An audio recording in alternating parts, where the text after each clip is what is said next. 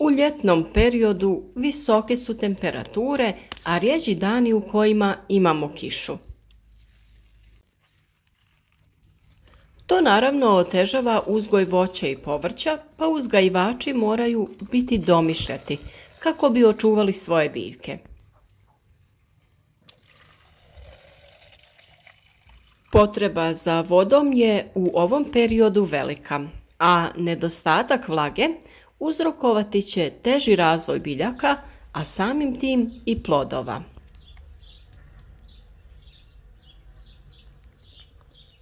Jedan od najboljih načina za navodnjavanje biljaka jeste sistem kap po kap.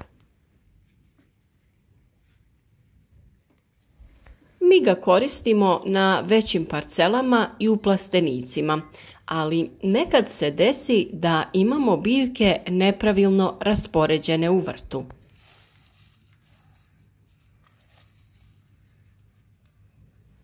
U takvim situacijama tražimo rješenja za zalijevanje manjeg broja biljaka.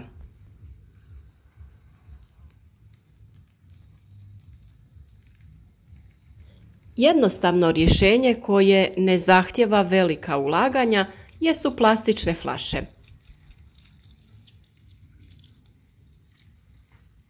Inače, plastičnu ambalažu od vode, sokova i drugih pića često nađemo bačenu u smeće.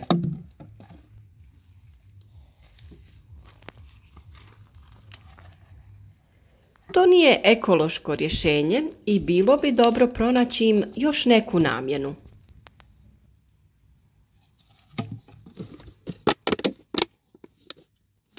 Ukoliko ste pratili u nekoliko naših videa, mogli ste vidjeti korisne načine za ponovnu upotrebu plastičnih flaša, pa će tako biti i danas.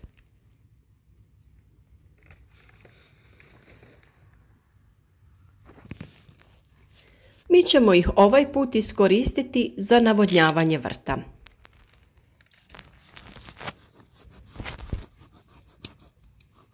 A kako to najbolje uraditi?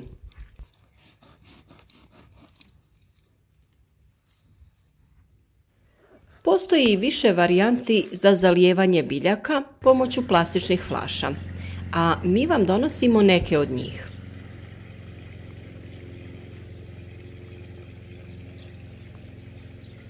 Ostanite s nama do kraja videa i pogledajte kako jednostavno spasiti biljke od suše.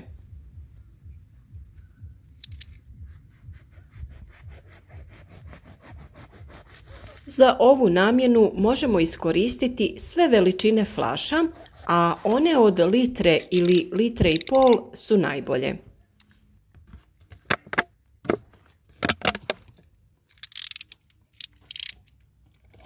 Pri jednom zalijevanju litra vode često bude više nego dovoljna.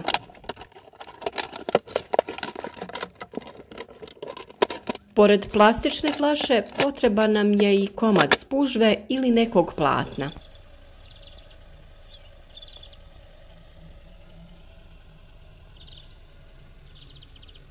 Potrebno je odrezati komad spužve i za svaku flašu koju ćemo koristiti napraviti po jedan manji komad.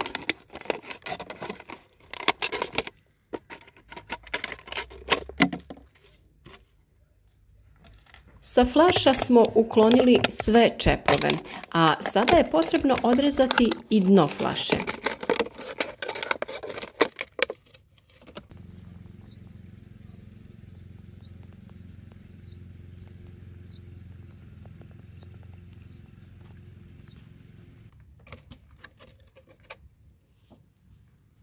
Prethodno pripremljene komade spužve potrebno je ugurati u flašu.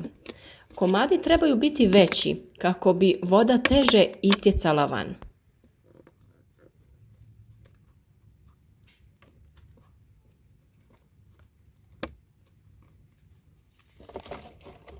Zašto navodnjavati biljke na ovaj način?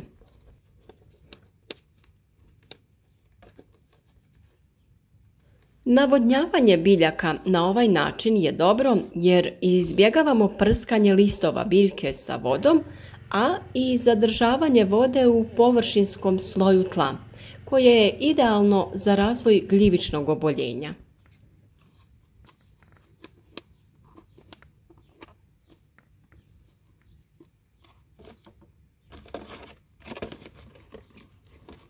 Spužva ili platno spriječiti će brzo istjecanje vode, pa će se tlo polako i ravnomjerno natapati.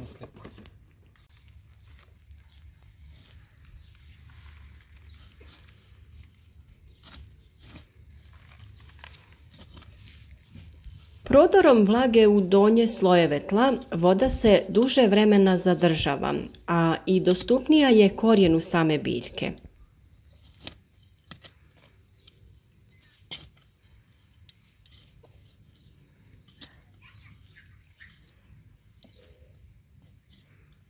Ovaj način zalijevanja može se koristiti i u vrtovima, ali i za zalijevanje cvijeća u posudama na terasi.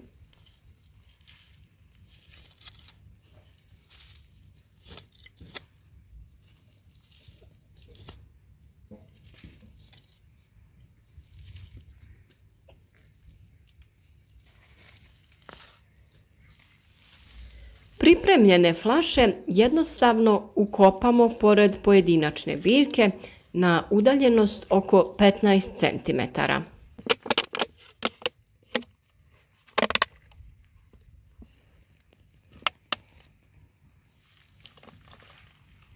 Dubina na koju ukopavamo flašu ovisi od dubine korijenovog sistema, pa u ovom slučaju neka to bude 15 cm jer se radi o paradajzu ili paprici.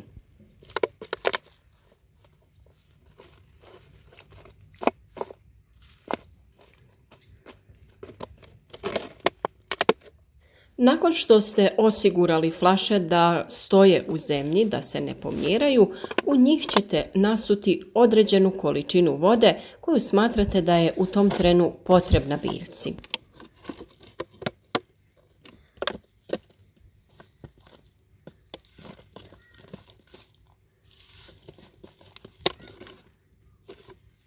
U sušnom periodu kada su visoke temperature, biljkama je dnevno otprilike potrebna 1 litra vode, što ove flaše čini idealnom količinom vode koja je potrebna u datom trenutku.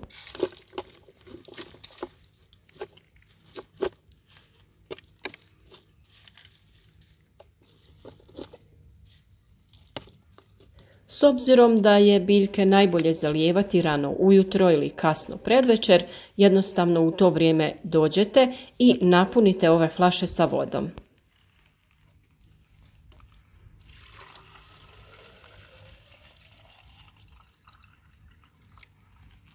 Voda će se postepeno otpuštati u zemlju i samim tim osigurati biljci dovoljno vlažnosti.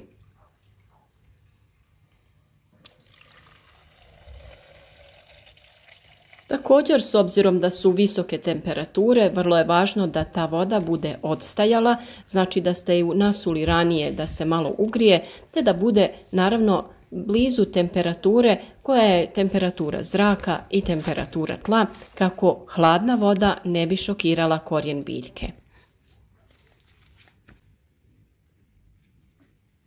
Već smo često govorili da je vrlo važno da ne zalijevate biljke hladnom vodom iz bunara ili iz vodovoda, zato što to može ostaviti posljedice na korijen biljke, ali i na stvaranje novih cvjetova i razvoj plodova.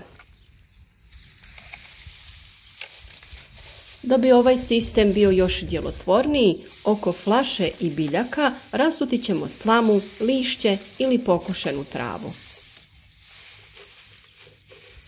To će nam pomoći da zadržimo vlagu u tlu, ali također da smanjimo temperaturu tla. U ljetnom periodu kada se iz tla lako gubi vlažnost, malčiranje je najbolje rješenje. Puno smo to puta spominjali u našim videima i po komentarima koje nam pišete vidimo da i vi to primjenjujete. Naravno da ćemo nastaviti sa dijeljenjem informacija na temu uzgoja voća i povrća i u narednom periodu. A vi da bi podržali naš rad, podijelite videe sa prijateljima na društvenim mrežama. Označite video sa like i ako već niste, zapratite naš kanal i družite se s nama svaki dan uz novi video savjet.